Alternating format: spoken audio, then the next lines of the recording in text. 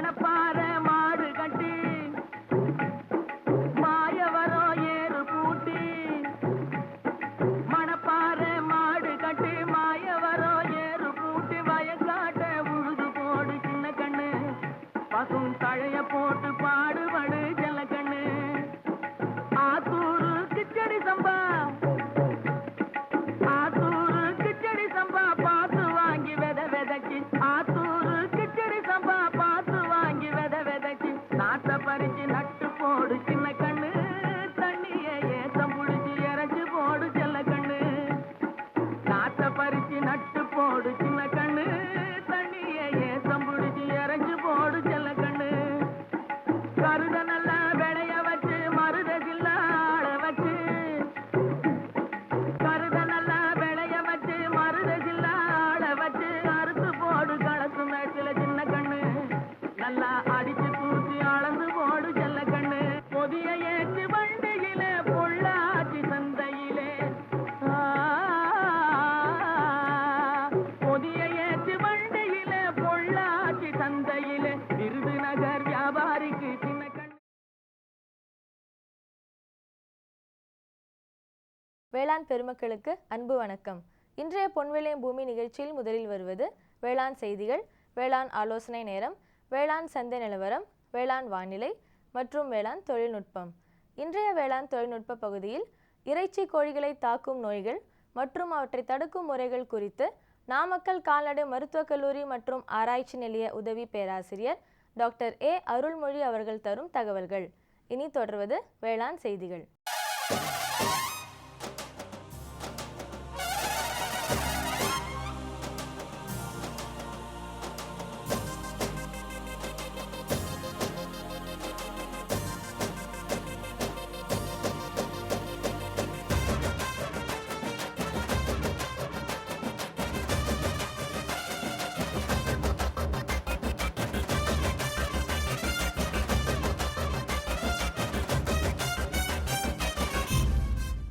வேளாண் பெருமக்களுக்கு அன்பு வணக்கம்.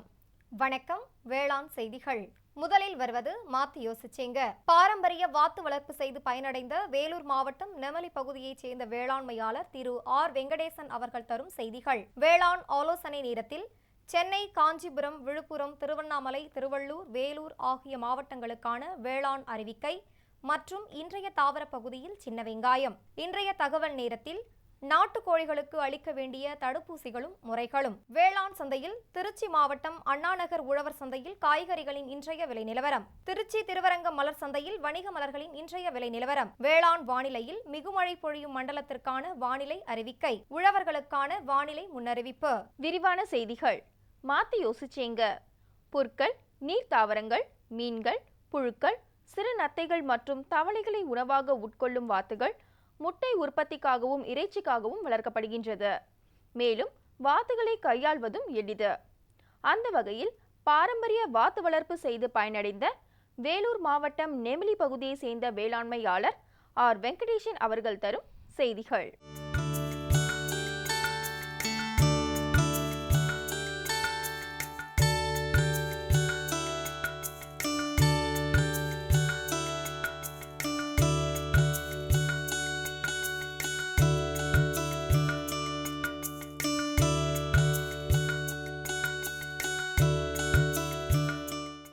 நாங்கள் இந்த காஞ்சிபுரம் மாவட்டத்தில் இந்த வாத்து பத்தி பண்ணையில் இதுக்கு பயிற்சி எடுத்து நாங்கள் வளர்த்துன்னு இந்த தொழிலை வளர்க்குறோம் சார். நாங்கள் இதுக்கு ஏற்ற எங்களுக்கு ஒரு சந்தேகம் வந்தால் ஒரு 35 நாளில் நாங்கள் பண்ணையில் போய் கேட்போம்.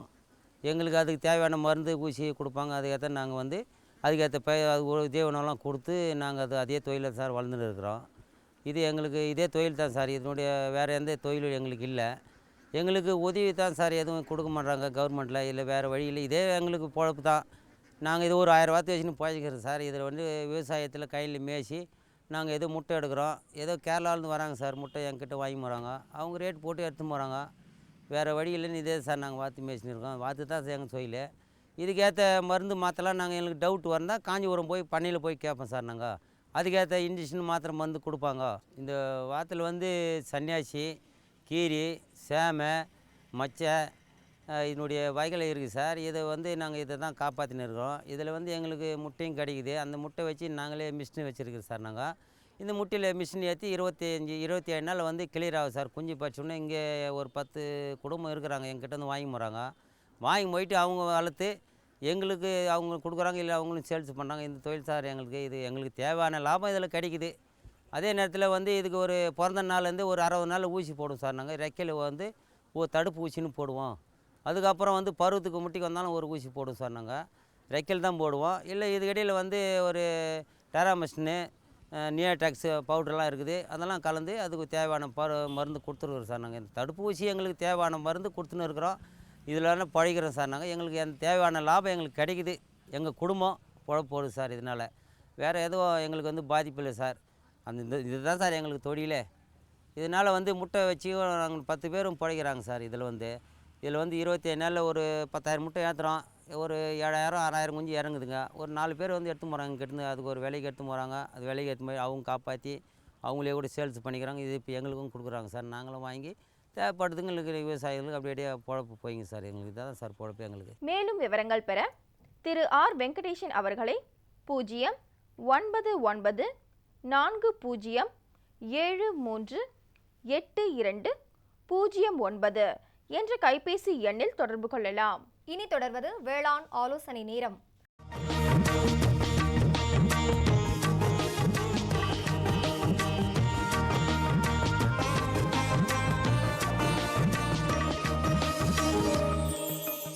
இன்றைய வேளாண் ஆலோசனை நேரத்தில் சென்னை, காஞ்சிபுரம், திருவண்ணாமலை, திருவள்ளூர், கடலூர், வேலூர், விழுப்புரம் ஆகிய மாவட்டங்களுக்கான வேளாண் அறிவிக்கை. கால்நடைகளுக்கு வெப்பம் அதிகமாயிருக்கும் மதிய வேளையில் மேய்ச்சலுக்கு அனுப்பாமல் குளிர்ந்த குடிநீர் மற்றும் நிழல் அளிப்பதன் மூலம் வெப்ப தாக்கத்திலிருந்து கால்நடைகளை பாதுகாக்கலாம்.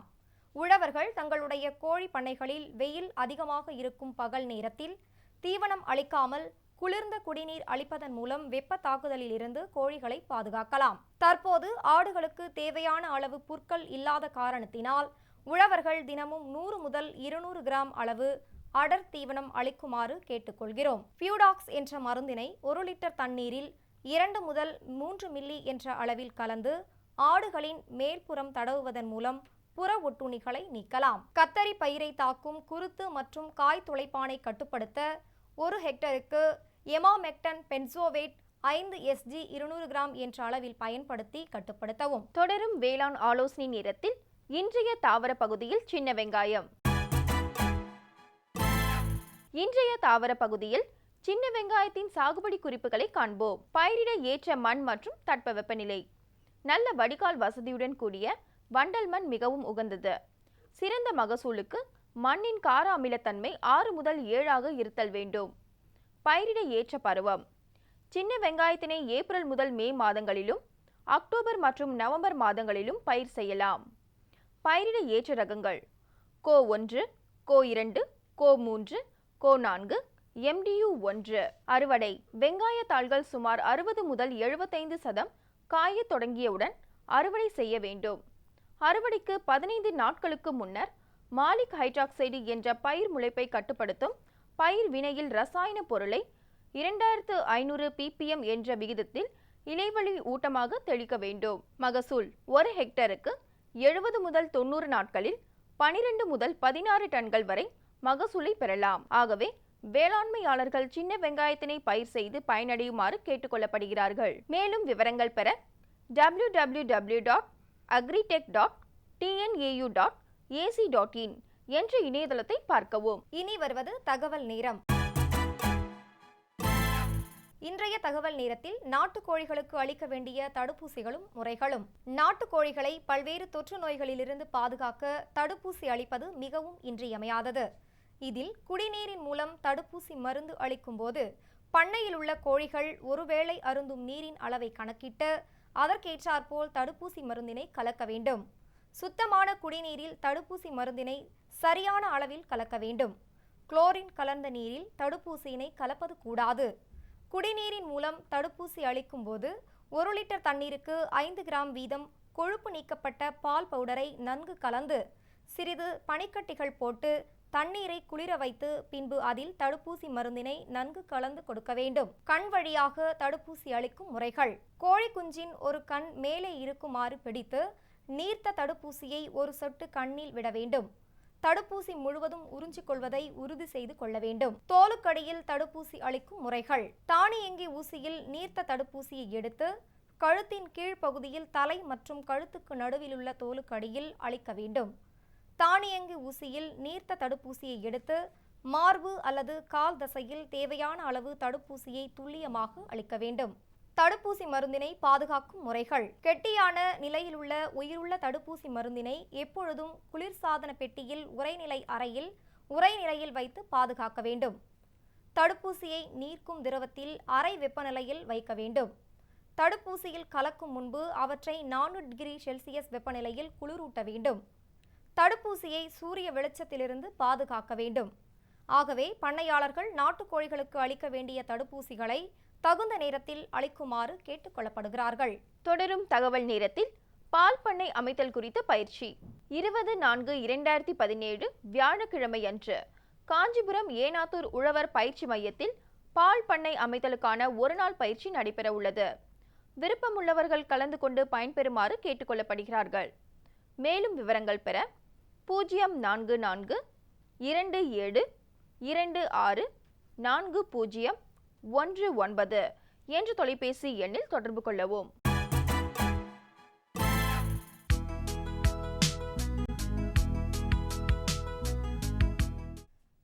மிளகாய் மற்றும் குடை மிளகாயில் ஒருங்கிணைந்த பயிர் பாதுகாப்பு தொழில்நுட்பங்கள். சூடாமோனாஸ் புளோரசன்ஸ் திரவம் 1 லிட்டர் தண்ணீரில் 5 மில்லி என்ற விகிதத்தில் கரைத்து அதில் மிளகாய் நாற்றுக்களை 2 நிமிடங்கள் முக்கி எடுக்க வேண்டும்.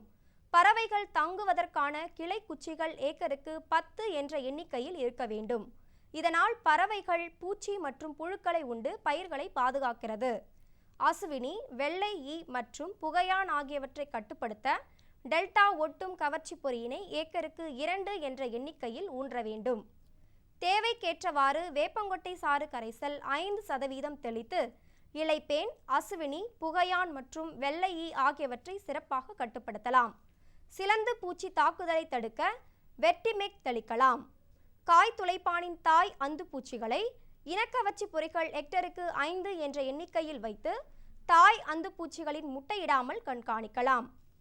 காய் துளைப்பான் புழுக்களை கட்டுப்படுத்த ட்ரைகோகிராமா குளோனஸ் என்ற ஒட்டுண்ணியை ஹெக்டருக்கு 1.5 லட்சம் ஒட்டுண்ணிகளை விடுவிக்க வேண்டும்.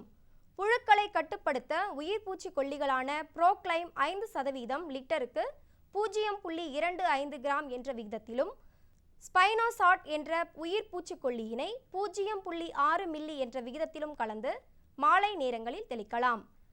இன்டாக்சோகார்ப் ஹெக்டருக்கு 500 மில்லி அல்லது பென்வெலரேட் ஹெக்டருக்கு 100 கிராம் என்ற விகிதத்தில் கலந்து பூக்கும் பருவம் முதல் காய்விடும் பருவம் வரையிலான இடைக்காலத்தில் தெளிப்பதன் மூலம் காய் துளைப்பானை சிறப்பாக கட்டுப்படுத்தலாம். மான்கோசெப் 0.2% அல்லது காப்டான் 0.2% மருந்தை தெளித்து இலைக்கருகள் மற்றும் காய் அழுகல் நோயை கட்டுப்படுத்தலாம். விளம்பர இடைவேளைக்கு பிறகு வேளாண் செய்திகள் தொடரும். சரிங்க. இவ்ளோ நேரம் சிரிச்சு யார்கிட்ட பேசிட்டு இருந்தீங்க? விவசாயிகள் கால் சென்டர் நிபுணர்கிட்ட பயிர்கள் பத்தின யோசனை கேட்டுட்டு இருந்தேன். காலையில சரி, மதியானம் கூடவா? விவசாயிகள் கால் சென்டர் காலையில 6 மணில இருந்து ராத்திரி 10 மணி வரை திறந்திருக்கும். ஞாயிற்றுக்கிழமை கூடவா? ஆமா, வருஷத்துல 365 நாளும் திறந்திருக்கும். விவசாயம் சம்பந்தப்பட்ட பிரச்சனைகளுக்கு தங்கள் மொழியில் உடனே தீர்வு பெற இந்தியாவில் எங்கிருந்தும் எந்த போன் மூலமும் தேசிய ஹெல்ப்லைன் நம்பர் 1800-180-1551 தொடர்பு கொள்ளவும். இனி வருவது வேளாண் சந்தை.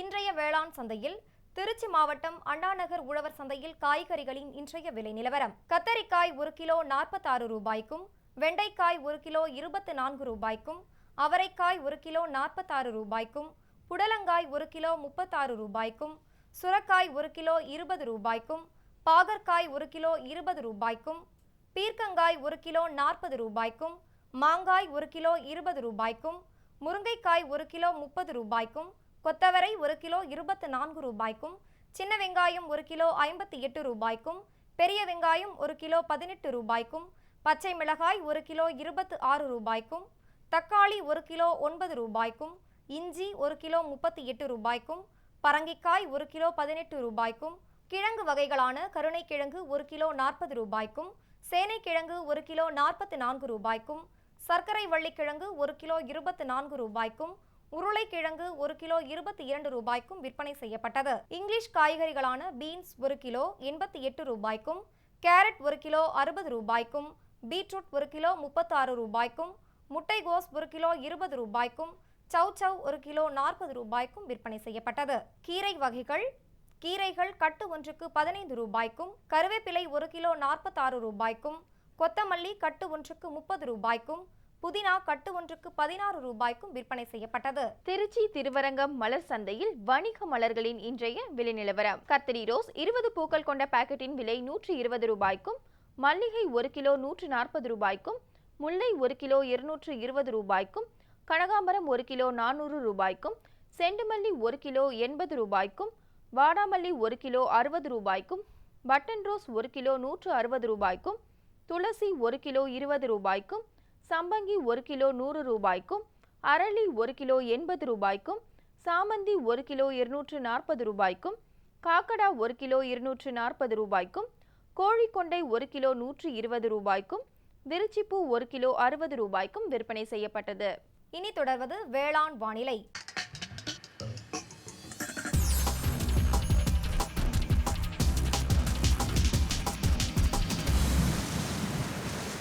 இன்றைய வேளாண் வானிலையில் மிகுமழை பொழியும் மண்டலமான கன்னியாகுமரி மாவட்டத்தில் காற்றின் வெப்பநிலை அதிகபட்சமாக 31.1 டிகிரி செல்சியஸாகவும், குறைந்தபட்சமாக 24.4 டிகிரி செல்சியஸாகவும், காற்றின் ஒப்பு ஈரப்பதம் 65.4%, காற்றின் வேகம் மணிக்கு 5.9 கிலோமீட்டராகவும், மண்ணின் ஈரப்பதம் 15 சென்டிமீட்டர் ஆழத்தில் 15.8%, மண்ணின் வெப்பநிலை 15 சென்டிமீட்டர் ஆழத்தில் 28.7 டிகிரி செல்சியஸாகவும், மழையளவு 0.2 மில்லிமீட்டராகவும், சூரிய கதிர்வீச்சு 490.4 கலோரி பெர் சென்டிமீட்டர் ஸ்கொயராகவும், வளிமண்டல அழுத்தம் 1001.7 ஹெக்டாபாஸ்கல் அளவாகவும், இலையின் ஈரப்பதம் மணிக்கு 6.7ஆகவும் இருந்தது. வானிலை முன்னறிவிப்பு. உழவர்களுக்கான வானிலை முன்னறிவிப்பு.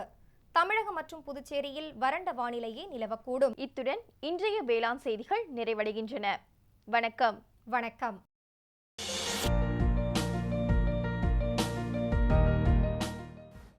வேம்பு கலந்த யூரியா. சிறந்த உற்பத்திக்காக வேம்பு கலந்த யூரியா நம் நாட்டிலேயே 70 லட்சம் டன்னாக அதிகரிக்க 6 ஆலைகள் சீரமைக்கப்படுகின்றன. FCIL-இன் கோரக்பூர், சித்ரி, தல்சர் மற்றும் ராமகுண்டம் ஆலைகள், HFCL-இன் பரௌனி மற்றும் BVFCL-இன் நாமருல் போர்ட் ஆகியன. பழம் நழுவி பாலில் விழுந்தது போல இப்பொழுது நம் நாட்டிலேயே வேம்பு கலந்த யூரியா உற்பத்தி செய்யப்படும். இதனால் விவசாயிகளுக்கு நன்மையே விளையும். 10% வரை தானிய உற்பத்தி அதிகரிக்கும். மண்ணில் 10 to 15% நைட்ரஜன் திறன் அதிகரிக்கும். சிறந்த உற்பத்திக்கு வேம்பு கலந்த யூரியா.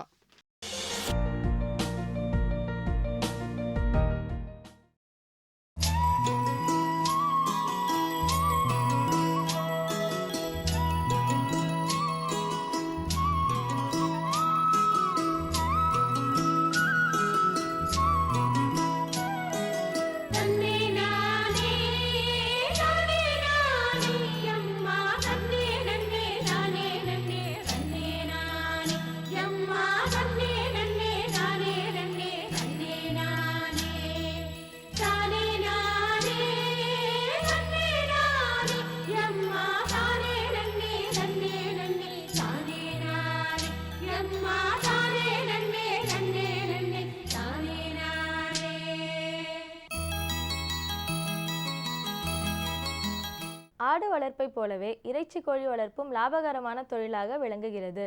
கோழிகளுக்கு தேவையான ஊட்டச்சத்து மிக்க உணவுகள் மற்றும் முறையான பண்ணை பராமரிப்பு மேலாண்மையை மேற்கொண்டு வந்தால் நல்ல லாபத்தை ஈட்டும் தொழிலாக கோழி வளர்ப்பு திகழும். அந்த வகையில் இறைச்சி கோழிகளை தாக்கும் நோய்கள் மற்றும் அவற்றை தடுக்கும் முறைகள் குறித்து நாமக்கல் கால்நடை மருத்துவக் கல்லூரி மற்றும் ஆராய்ச்சி நிலைய உதவி பேராசிரியர் டாக்டர் A. அருள்மொழி அவர்கள் தரும் தகவல்கள்.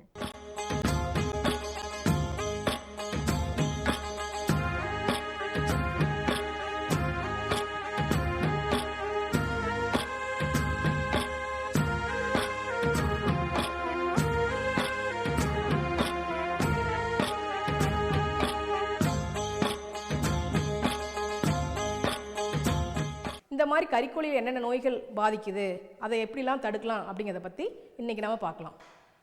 முதலாவதாக ஐபிடி என்று அழைக்கக்கூடிய குத மேற்சுரப்பி நோய். இந்த நோயானது இளம் குஞ்சுகள், அதாவது 2 முதல் 4 வாரம் வரை உள்ள கறிக்கோழிகளை தாக்குகிறது. இங்கனம் பாதிக்கப்பட்ட குஞ்சுகள் சோர்வுடன் சுறுசுறுப்பில்லாமல் தரையில் படுத்து பிறகு இறந்துவிடும். இதனுடைய இதை வெட்டி பார்த்தோம்னா குதமேர் சுரப்பியில் பார்த்தா, அதாவது பர்சா என்கிற குதமேர் சுரப்பியை பார்த்தோன்னா ரத்தமாக இருக்கும். அது இல்லாமல் அரவை வயிற்றுக்கும் சீரண வயிற்றுக்கும் நடுவில் இரத்த கோடுகள் இருக்கும். இந்த நோயோட முக்கியத்துவம் என்னென்னா, இந்த நின உறுப்புகளான பர்சாவை பாதிக்கிறதுனால நின செல்களானது அழிக்கப்படுது. அதனால் நோயோட எதிர்ப்புத்திறன் மிகவும் பாதிக்கப்படுது. அதனால் பிற்காலங்களில் பல்வேறு நோய்கள் இதனை தாக்கி பெரும் பாதிப்பினை ஏற்படுத்துது. இதனை தடுக்கிறதுக்காக என்ன பண்ணலாம் அப்படின்னா, 14வது நாள், அதாவது 2வது வாரத்தில் முதல் தடுப்பூசியும் மறுபடியும் 3வது வாரத்தில் 2வது தடுப்பூசியும் போடணும். இதுக்கு அடுத்தபடியாக ராணிக்கெட் என்று அழைக்கக்கூடிய வெள்ளை கழிச்சல் நோய். இது முட்டைக்கோழியில் எப்படி தாக்கத்தை ஏற்படுத்துதோ அதே போல் கறிக்கோழியிலும் 3 முதல் 5 வார கறிக்கோழிகளில் பாதிப்பினை ஏற்படுத்துது. ஜீரண மண்டலம், சுவாச மண்டலம், நரம்பு மண்டலம் என அனைத்தையும் பாதித்து சுவாச நோய் அறிகுறிகளையும் ஜீரண அறிகுறிகளையும் நரம்பு மண்டல அறிகுறிகளையும் வெளிப்படுத்தும். இந்த நோய்வாய்ப்பட்ட குஞ்சுகளில் அதிக இறப்பானது ஏற்படும். அது மட்டும் இல்லாமல் கோழிகள் முதலில் பச்சையாக கழிஞ்சு பிறகு நீர் வறட்சி ஏற்பட்டு வெள்ளையாக கழிய ஆரம்பிக்கும். நரம்பு வாதமும் தலைத்திருகள் போன்ற அறிகுறிகளும் வெளிப்படுத்தலாம்.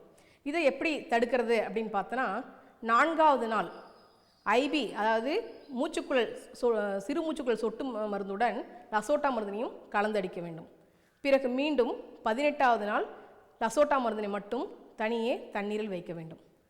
அடுத்தது என்ன முக்கியமான நோயின்னு பார்த்தோம்னா, இதய நீர்க்கோர்வை நோய், அதாவது லீச்சி நோய் என்று சொல்லுவாங்க. இந்த நோயானது அடினோ வைரஸ் என்ற ஒரு நச்சுயிரினால் ஏற்படுது. இந்த நச்சுயிரியானது இதய நீர்க்கோர்வை ஏற்படுத்தி கல்லீரலில் இரத்த புள்ளிகளையும் ஏற்படுத்துது. இதனால் அதிக எண்ணிக்கையிலான இறப்பு நேரிடலாம். அதனால் இதற்கான தடுப்பூசி எதுவும் இல்லை. அதனால் நம்ம தகுந்த உயிர் பாதுகாப்பு முறைகளை மேற்கொண்டு இந்த நோயை நம்ம கட்டுப்படுத்தலாம். அடுத்தது பார்த்தோம்னா அசைட்டிஸ் அப்படின்னு ஆங்கிலத்தை சொல்லுவாங்க. அது வயிற்றில் நீர்க்கோர்வை நோய். வயிற்றில் நீர்க்கோர்வை நோய், இந்த நோய் எதனால் ஏற்படுதுன்னு பார்த்தோன்னா, அதிவேகமாக வளர்கின்ற கோழிகளிலும் வேகமாக வளர்ச்சிதை மாற்றம் நடக்குகின்ற கோழிகளிலும் இது அதிகமாக காணப்படும். இதில் பார்த்தோன்னா வயிற்றில் பார்த்தோன்னா தண்ணி எல்லாம் ஃபுல்லாக நிரம்பி இருக்கும். அதனால் இது சரியாக நடக்க முடியாமல் படுத்துரும். அதனால் இந்த நெஞ்சு பகுதியில் பார்த்திங்கன்னா சதையெல்லாம் புண்கள் ஏற்படும். இதை வெட்டி பார்த்தோம்னா வயிற்றுக்குழி ஃபுல்லாக நீர் நிரம்பி இருக்கும். அது இல்லாமல் இதயத்திலையும் கல்லீரல் மேலும் இரத்த புரதமானது தேங்கி இருக்கும். இதற்கும் தடுப்பூசியெல்லாம் எதுவும் இல்லை. இது ஒரு வளர்ச்சிதை மாற்ற நோய். அதனால் நம்ம அதற்கு தகுந்தாற்போல் தேவையான தீவனத்தை மட்டும் அளிக்க வேண்டும். அதற்கு அடுத்த மாதிரி ஒரு முக்கியமான நோயின்னு கூட சொல்லலாம், அஃப்ளோடாக்சின். இந்த அஃப்ளோடாக்சினானது அஸ்பெர்ஜில்லஸ் ஃப்ளேவஸ் மற்றும் அஸ்பெர்ஜில்லஸ் ஃபியூமிகேட்டஸ் போன்ற பூஞ்சை இன நச்சுக்களினால் உண்டாகிறது. இந்த நச்சு ஆனது சீரண மண்டலத்தை பாதித்து கல்லீரலையும் பாதிக்கிறது. அதனால் நிறைய இறப்பு ஏற்படலாம். கல்லீரலை பார்த்தோன்னா வெளிர்த்து போயிருக்கும். சில டைம் இந்த கல்லீரல் உடஞ்சி கூட போயிடலாம், உடஞ்சி ரத்தப்போக்கு கூட ஏற்படலாம். ஆகவே நம்ம தீவனத்தை சரியாக பரிசோதனை செய்துட்டு அதுக்கப்புறம் தீவனத்தில் நச்சு இருந்துன்னா உடனடியாக அந்த நச்சுக்கலந்த தீவனத்தை அப்புறப்படுத்தி விட்டு நல்ல நச்சற்ற தீவனத்தை, பூஞ்சை நச்சற்ற தீவனத்தை அளிக்க வேண்டும். அடுத்ததாக ஈரல் கொழுப்பு திரள் நோய் அல்லது ஈரல் கொழுப்பினால் இரத்த கசி நோய் அப்படிங்கிறது இந்த இறைச்சிக்குள்ள மிக முக்கியமான நோயாகும். இதற்கு காரணம் என்ன அப்படின்னு கேட்டால், அதிகமான எரிசக்தி கொண்ட தீவனத்தை கொடுக்கறதுனாலையும் அல்லது கொடுத்த எரிசக்தியானது சரியாக பயன்படுத்தப்படாததாலோ அல்லது ஈரலில் கொழுப்பினை கடத்தக்கூடிய அமினோ அமிலங்கள் குறைபாட்டினாலோ ஏற்படலாம். இது எதனால் மெயினாக ஏற்படுது அப்படின்னு பார்த்தோன்னா, கொலின், மெத்தியோனின் போன்ற அமினோ அமிலங்கள் குறைபாட்டினால ஈரல் உள்ள கொழுப்பை கடத்த முடியாத போயிடுது. இந்த மாதிரி நோய்வாய்ப்பட்ட கோழிகள் பார்த்தோன்னா திடீர்னு இறந்து போயிரு கிடக்கும். உடனே அதை நம்ம வெட்டி பார்த்தோம்னா கல்லீரல் மேலே வந்து இரத்த கட்டிகள் காணப்படும். இதற்கு நம்ம தடுப்பு முறையை என்ன பண்ணலாம் அப்படின்னு கேட்டால், கொலின் குளோரைடு அப்படிங்கிற அமினோ அமிலத்தை நம்ம தீவனத்தில் கலந்து கொடுக்கலாம். அது மட்டும் இல்லாமல் உயிர் சத்துக்களான vitamin B complex, vitamin E போன்றவற்றையும் கொடுக்கலாம். இப்போ சமீபமாக நம்ம கறிக்கோழியில் மிக முக்கிய நோயின்னு எடுத்துக்கிட்டோன்னா, நோயின்னு சொல்ல முடியாது, ஒரு முக்கியமான ஒரு காரணியை எடுத்துக்கிட்டோன்னா வெப்ப அயற்சி. மற்ற கால்நடைகளை காட்டிலும் கோழிகளின் உடல் வெப்பநிலையானது மிக அதிகமாக இருக்கும். அது மட்டும் அல்லாமல் கோழிகளில் வியர்வை சுரப்பிகளும் இல்லை. அதனால் சுற்றுப்புற சூழ்நிலை வெப்பநிலை அதிகமாகும் போது கோழிகளின் வெப்பமும் உடல் வெப்பநிலையும் மிக அதிகமாகி கோழிகள் இறப்புக்குள்ளாகிறது. இதில் என்ன அறிகுறி தெரியும் அப்படின்னு பார்த்தோன்னா, கோழிகள்லாம் மூச்சு விட முடியாமல் வாயை திறந்து மூடிட்டுருக்கும். கோழிகளுடைய இறப்பு வந்து சாயங்கால வேலையிலையும் இரவு வேலையிலையும் அதிகமாக இருக்கும். இதை எப்படி நம்ம தடுக்கலாம் அப்படின்னா, பண்ணை மேலாண்மை முறை தான் ரொம்ப முக்கியம். நீர் தெளிப்பான்களை போட்டு அப்பப்போ கோழிகளை நினச்சிட்டே இருக்கணும்.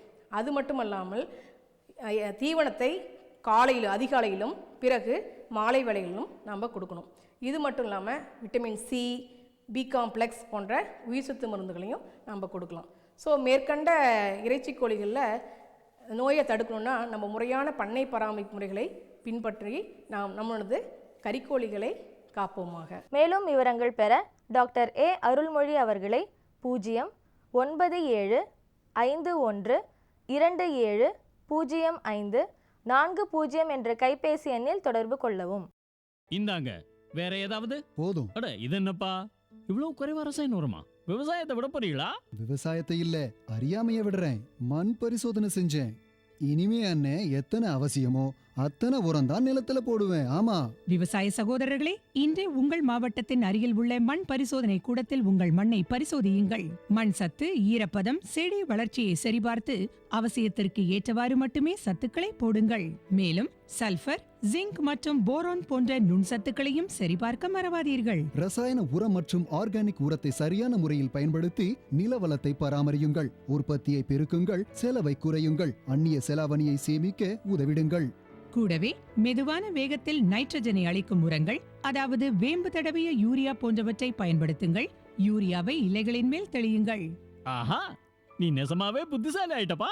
மேலும் விவரங்களுக்கு தொடர்பு கொள்ளவும் மாவட்ட வேளாண் அதிகாரி அல்லது விவசாயி கால் சென்டரை.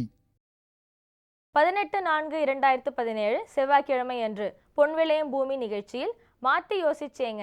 கறவை மாடு வளர்ப்பு செய்து பயனடைந்த காஞ்சிபுரம் மாவட்டம் ஏனாத்தூர் பகுதியை சேர்ந்த வேளாண்மையாளர் திரு எஸ் புருஷோத்தமன் அவர்கள் தரும் செய்திகள். வேளாண் ஆலோசனை நேரத்தில் தஞ்சாவூர், திருவாரூர், திருச்சி, கரூர், பெரம்பலூர், அரியலூர் மற்றும் நாகப்பட்டினம் ஆகிய மாவட்டங்களுக்கான வேளாண் அறிவிக்கை மற்றும் இன்றைய தாவர பகுதியில் கம்பு நேப்பியர் ஒட்டுப்புல். இன்றைய வேளாண் தொழில்நுட்ப பகுதியில் ஊட்டம் ஏற்றிய மண்புழு உர உற்பத்தி தொழில்நுட்பங்கள் குறித்து தேனி மாவட்டம் காமாட்சிபுரம் சென்டெக் வேளாண்மை அறிவியல் நிலைய முதுநிலை விஞ்ஞானி மற்றும் தலைவர் முனைவர் பி மாரிமுத்து அவர்கள் தரும் தகவல்கள் ஆகியன இடம்பெறும். நேயர்களே, இன்றைய பொன்விளையும் பூமி நிகழ்ச்சியில் இடம்பெற்ற அனைத்து பகுதிகளும் உங்களுக்கு மிகவும் பயனுள்ளதாக அமையும் என நம்புகிறோம். பொன்விளையும் பூமி நிகழ்ச்சியினை நீங்கள் இணையதள வழியாகவும் பார்க்கலாம். எங்களது இணையதள முகவரி www.youtube.com/user/agriculture-chennai மற்றும் www.ddpodigai.org.in. ட்விட்டர் மற்றும் ஃபேஸ்புக் ஆகிய சமூக வலைத்தளங்களில் அக்ரி-டிடி சென்னை என்ற முகவரியில் பார்த்து பயன்பெறலாம். உங்களது கருத்துக்கள் மற்றும் ஆலோசனைகள் வரவேற்கப்படுகின்றன. அனுப்ப வேண்டிய மின்னஞ்சல் முகவரி ddagri05chennai@gmail.com.